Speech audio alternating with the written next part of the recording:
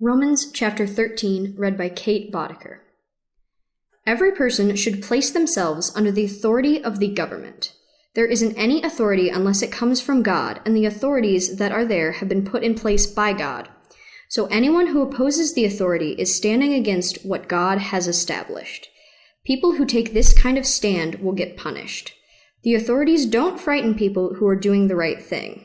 Rather, they frighten people who are doing wrong. Would you rather not be afraid of authority? Do what's right, and you will receive its approval. It is God's servant given for your benefit. But if you do what's wrong, be afraid, because it doesn't have weapons to enforce the law for nothing. It is God's servant put in place to carry out his punishment on those who do what is wrong. That is why it is necessary to place yourself under the government's authority, not only to avoid God's punishment, but also for the sake of your conscience. You should also pay taxes for the same reason, because the authorities are God's assistants, concerned with this very thing.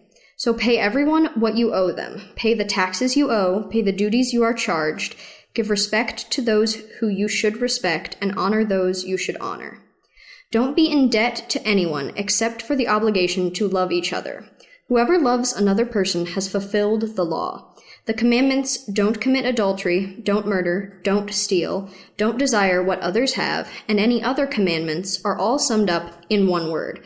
You must love your neighbor as yourself.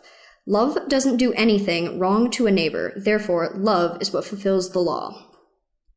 As you do all this, you know what time it is. The hour has already come for you to wake up from your sleep. Now our salvation is nearer than when we first had faith. The night is almost over, and the day is near. So let's get rid of the actions that belong to the darkness and put on the weapons of light.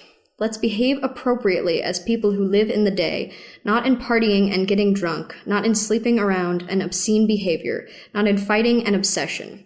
Instead, dress yourself with the Lord Jesus Christ and don't plan to indulge your selfish desires.